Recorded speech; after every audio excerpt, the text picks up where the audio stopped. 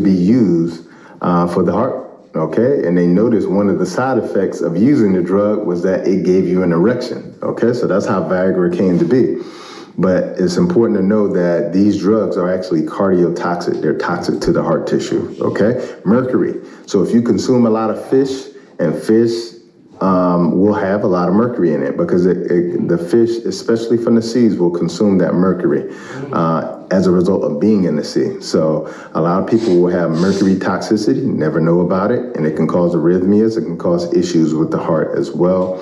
And also things like energy drinks, stimulants like, ADHD medications, and so forth and so on. So those are just a few things that cause issues of the heart. And what I want to do now is sort of dive into some of the foods, some of the herbs, and some of the holistic approaches you should take if you want to, prevent your arteries from getting clogged and also prevent a heart attack, okay? But before I do that, what I want to do, again, is remind you is that these are things that could work as a form of prevention, and prevention is far better than a cure, okay? So if you don't have any issues with heart disease, as they always say, an ounce of prevention is worth a pound of cures, okay? So focus on prevention if you don't have any issues now. And if you have issues, you can still use these, but here's the most important thing. You have to start with a lifestyle shift. If you don't start with a lifestyle shift first, the issue that you're gonna have is none of these things will work. I can give you foods, I can give you herbs, I can give you holistic things that you can do, but the unfortunate thing is this, those things don't work unless you do. You gotta change your lifestyle. And if people get on the internet and start telling people, oh, if you eat this and you eat that, it'll help with your heart disease, without changing your lifestyle, the thing that actually caused it, it will not help you, okay? So you gotta do these things first. First things first, shift your diet to a cleansing diet that's not clogging, okay? Because again, you're clogging up your arteries, so it means that you're eating foods that clog. So switch to foods that cleanse. Those are fruits, vegetables, nuts, and seeds. Okay, hugely important. The second thing is exercise. You have to exercise. You got to get moving because we live in a society that is very sedentary. And the cool thing about exercise is it's not only going to improve your blood flow, but it's also going to improve the flow of your lymphatic system too, which holds about 80% of the fluid volume in your body, okay, which could affect the heart, okay? The other thing that's really important is managing stress. Stress does have an impact on our heart. Just think about it. If I were to scare the bejesus out of you right now, your heart rate would increase, okay? And that's what happens every time you get stressed, okay? So you gotta manage your stress. We can't live in a stress-free world, but we can live in a world where we properly manage our stress. The other thing is adequate sleep. Sleep is when you heal at night.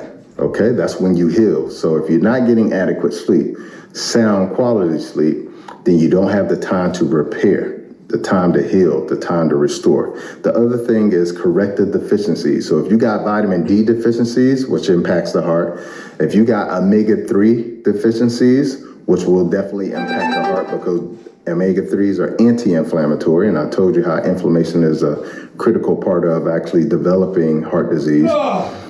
Correcting deficiencies is going to be very important, okay? And then detoxing and cleansing to get all of that toxicity out of the body, okay? So let's dive into a few foods, and then we're going to wrap up today.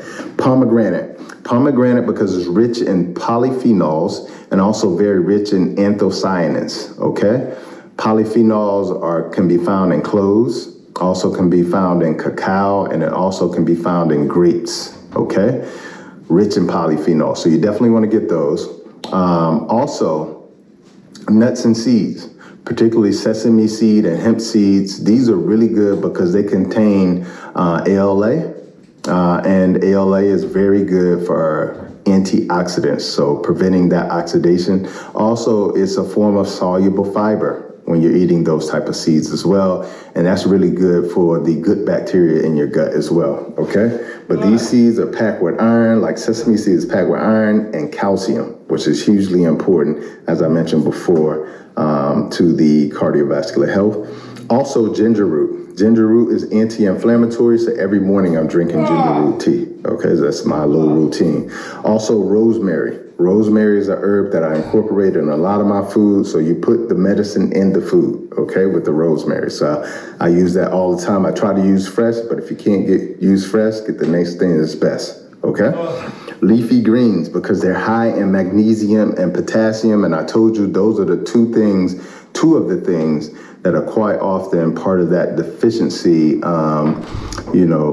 group of things that people are deficient. 80% of people are deficient in magnesium. Okay, 80% of people, and magnesium is responsible for over 300 biological actions in the body, and is very responsible for relaxation. Okay, so with your blood pressure, you got systolic and diastolic. Systolic is contraction, diastolic is relaxation.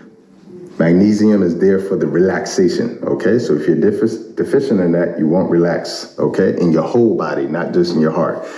Also, what's really important is intermittent fasting. Intermittent fasting gives your body an opportunity to rest. It also gives your body an opportunity to cleanse itself as well, too. Also, intermittent fasting is good for lowering insulin in the body. Insulin is a fat storage hormone, but it's also inflammatory. And also it decreases blood sugar. Remember, we have the issue with blood sugar when it comes to cardiovascular disease. And if you do fasting long enough, you can go into a state called autophagy, which is intercellular cleansing, meaning it gets rid of old damaged cells and gets rid of like oxidized cells. Remember, I told you how important that was as well, too. And the last thing I'll tell you is nettle, which is one of my favorite herbs in the world, or stinging nettle. Stinging nettle reduces blood sugar, but it also reduces blood pressure as well, too. So I hope you have enjoyed this video today. A lot of great content in here in a very short amount of time. If you like it, make sure you hit the like button. If you haven't subscribed, make sure you subscribe below, and I'll see you in the next video. Peace. Well, good morning, everyone. It is Monday morning, and how wonderful it is just to have another beautiful Monday morning today. A little chilly, but that's okay. I like it that way, a little bit chilly. But as always, I thank you for joining me today, and I thank you for giving me your time. But I have to say it again, most important is the time that you give God. So let us seek him in prayer. God, use me today. Speak to your people. Let your word go forth, Lord God. Open the hearts and minds of those who hear the word and receive your word. But more importantly,